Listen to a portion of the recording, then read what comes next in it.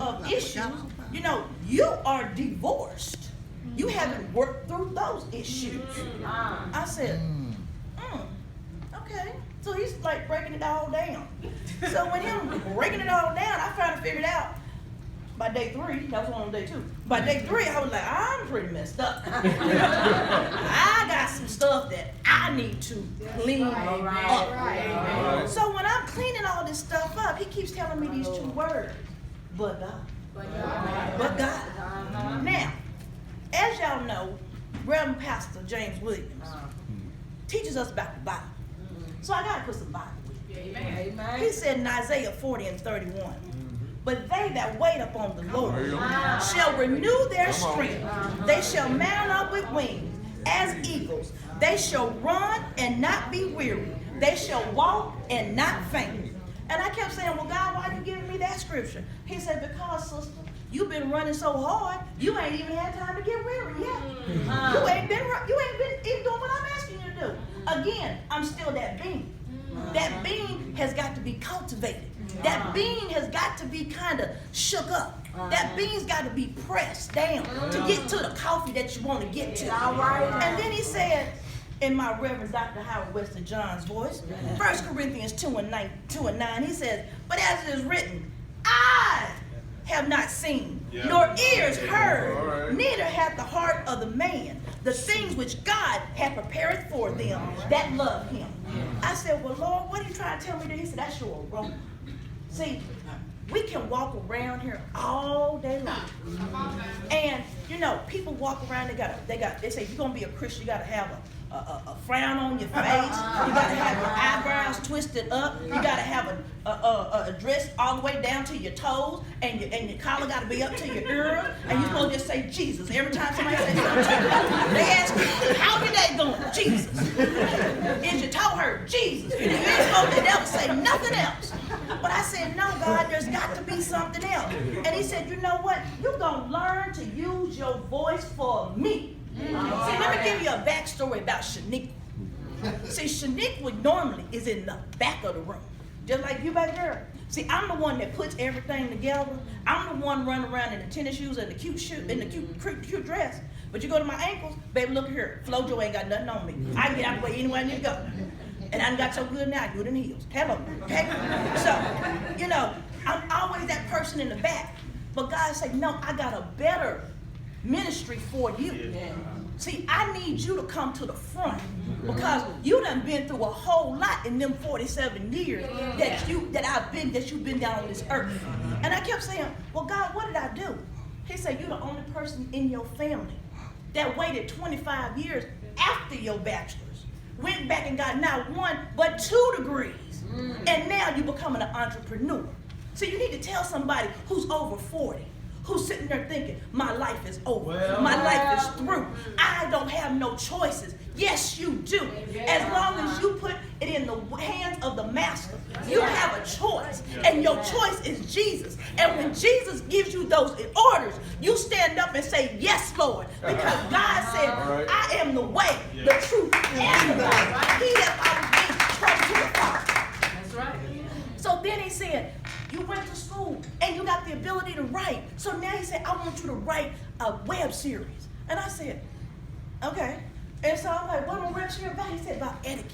He said, you know, we don't have respect for each other no more. He said, we need to respect each other. They need to respect me. But how they going to do that unless they see it being lived out every day? You got to be a beacon of light to somebody else. There's somebody here today trying to figure out, I don't know what to do. I'm still young. I want to party. This is true. But I promise when you get Jesus, you're going to party a different way. You're going to live a different way. You're going to run. You're going to believe a different way. You're going to talk a different way. Because, baby, I promise you, a party wasn't a party till I ran through it. And my mama sent me to the good Christian college, okay?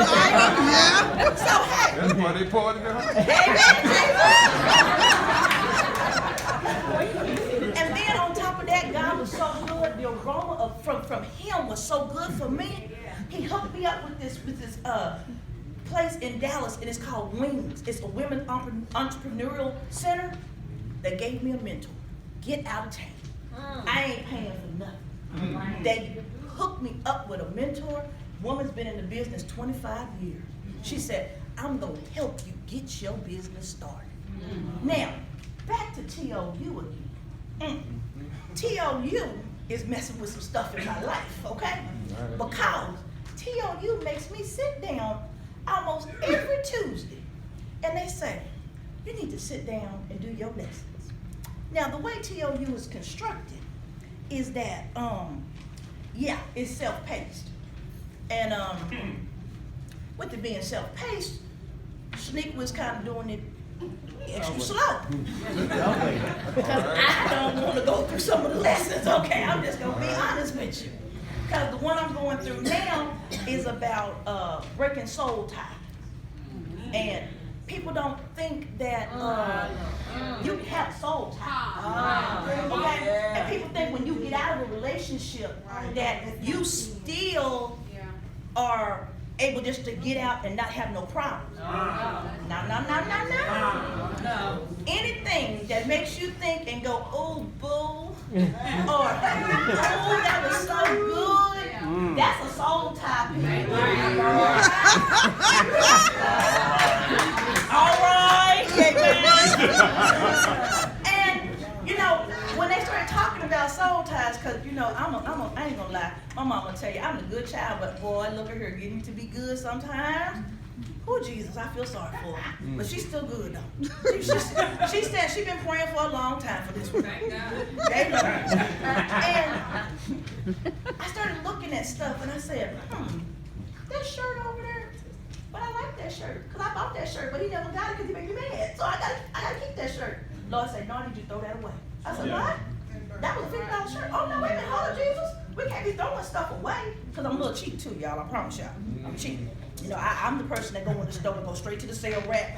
And I'm behind the sale rack. I'm the selling guy of the sale rack. Okay? And God started having me, he really started having me do what I really didn't want to do. And that was really, you know, in deep digging down. And what got me was, it was a pair of earrings and a bracelet. And I was like, oh, it's so pretty. I'm gonna wear this. Do y'all know I was tormented the whole night I wore that bracelet? I came straight to the house, didn't even take it out the car. I said, I'm gonna put it in the car, I'm gonna leave it alone. The next morning was a Sunday morning. I got up, walked outside, put my robe on. Didn't even try to look decent when I went outside. Just put my robe on with my little hat on my head. Went straight to the car, got it, put it in the trash can. I said, okay, Lord, I'm tired of getting it. Threw the soul tie away. So that was his aroma coming off of me. But then he said in Romans 12:2, he said, and be not conformed to this world, but be ye transformed by the renewing of your mind, that you may be proved what is good and acceptable and perfect will of God. Y'all act like y'all know that. Somebody in here know about that verse. And you know, when I started reading about that verse, he brought up the, you know, there are different types of coffee. And like I say, I'm a Frappuccino girl. So my favorite thing to add to my Frappuccino is a shot. And a shot of espresso in me, with what I am right now, boy, y'all can only understand, right? Okay? So, but I said, let me look at espresso. Espresso is dark.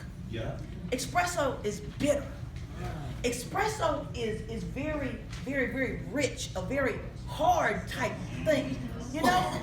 And I started saying, God, what are you talking about? It said, God, it says I'm supposed to be talking about I am who God says I am. He said, yeah, you need to talk about how I brought you out of cliques. That's what it is. Right?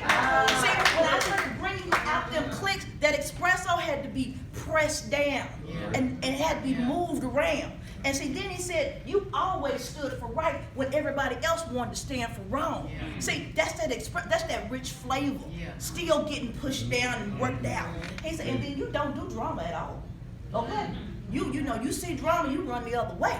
He said, but at the same time, he said, a man's heart devises his way, but the Lord directed his steps. And you know what that was? Y'all know what that was? That was the hot water of conviction, okay? And when the hot water of conviction came around, he said, I don't want you to stand in the background no more. What I want you to do, I want you to stand up. And I want you to talk for me. See, you've been learning the word since you was a itty bitty girl, because see, your grandfather was a Baptist preacher. See, you know the word. But see, you'd rather be that little child in the background, running around, sticking gum on the computer, doing everything. But see, I said that you're going to be one of my disciples. And I said that the day you were born, when they told your mama that you were not going to live, that this is my child, and my child shall raise up and be one of mine. And he said, I said, okay, Lord. I said, well, what do you want me to do? He said, I want you to go and I want you to work. I want you to work hard, just like you worked in the work. See, like I said, there wasn't a part that I didn't go through, but then there was something else too. See, I had this little habit, that, you know, fight came with it. You know, you couldn't look at me too, you know, because I'd be ready to throw down, throw up, whatever I had to do, I just already do it. And people be like, Snickle, why are you so mean? Why are you so hateful? See, it goes back to what I had been through in my childhood. And so I had gotten all that, and it was all being pressed together, and it was all rubbing together and stuff. But see, there's something called the ice cubes of grace and mercy. And when I got them ice cubes of grace and mercy, and that hot water of conviction, and that little bit of espresso, just to give me enough flavor, but he got the bitterness out of my life, and then he mixed it up with the other coffee that he had. See, this is what you have here today. See, I am who God says I am. And being who God says I am, he's blending me for my destiny. See, he says in 1 Peter 2:9, but ye are a chosen generation, a royal priesthood, and a holy nation, a peculiar people. Let me stop right there. Peculiar is not exactly what I would call me or my children. I would say a little bit weird. Because see, I have a 20-year-old and a 17-year-old. And see, my boys are not athletically inclined at all. I promise you they're not. Their mama is, their daddy is, but they're not inclined. But they are intellectually smart. All right. And see, when I say we're a peculiar people, see, I got a 20-year-old that just started his first job. And when his little buddies went out, he went out one time, honest God truth, he done been out one time, he said, Mama, I think I need to come home and go to sleep. I'm like, well, you didn't get that from your mama. You know, I got a taste of party, and it took me a little time to get over it, okay? So I'm like, okay. And then my youngest one, now that's my old man there. My old man, homeboy, gonna come in from school. He gonna take off his clothes, put his pajama pants on, put his little t-shirt on, and he in for the night. I'm like, Drew, don't you wanna go somewhere? Don't you wanna do something? Yeah, I'm gonna go in the kitchen, make a sandwich, and I'm gonna sit down and I'm gonna be all right. And I said, okay. But see, at the same time, what you don't understand about them two peculiar ones, see, they done heard their mama do some peculiar things over in the night. They done heard their mama in there praising God. They done heard their mama walking through the house with the holy oil, slamming it all around the house. Everybody slipping and sliding and they get up in the morning. See, they know what the power of the Holy Ghost is. And see, now that their mother is letting the reins go off of them now because they old enough and understanding what goes on. See, them two now are getting on their knees. They praying and asking the Lord what needs to be going on in their life. Then John 15:5 says, I am the vine, ye are the branches. He that abideth in me and I in him, the same bringeth forth much fruit. For without me ye can do nothing. See, that's where you get your flavor and your favor. See, your flavor is what you do all day long. But your favor is when God does stuff that you ain't even ready. See, I stayed hidden in his word for the last 15 years. That's how long I've been divorced. And the last 15 years, when I say I've gotten lonely, yes, I have. But the thing that kept me running the most of was those two boys. Because see, I know what it's like to have a parent sit and run and never ever get the attention that they need. Yeah.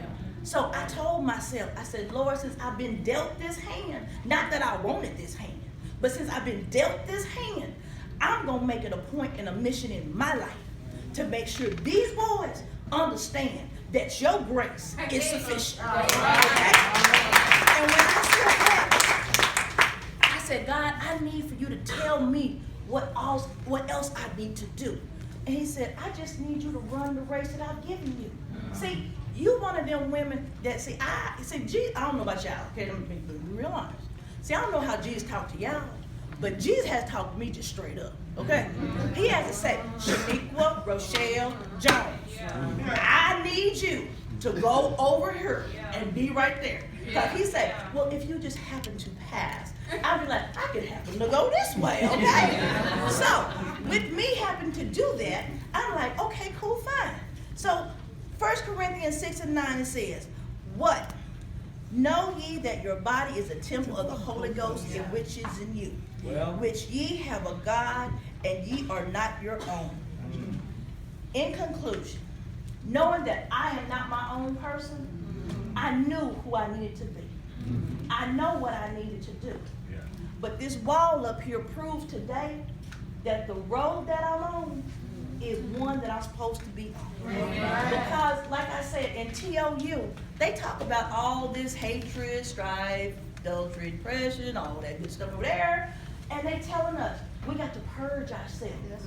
But see, when you blend all this together, you get your Frappuccino, and if you want a little whipped cream on top, that's the Holy Spirit. All right. And if you want a little bit more, a little chocolate syrup, you can just go and say, I just need a little prayer. Just put a little chocolate syrup on top of it. And then after you do that, you know, they always say that Maxwell House is good to the last drop. Well, Jesus is good to my last breath. Amen.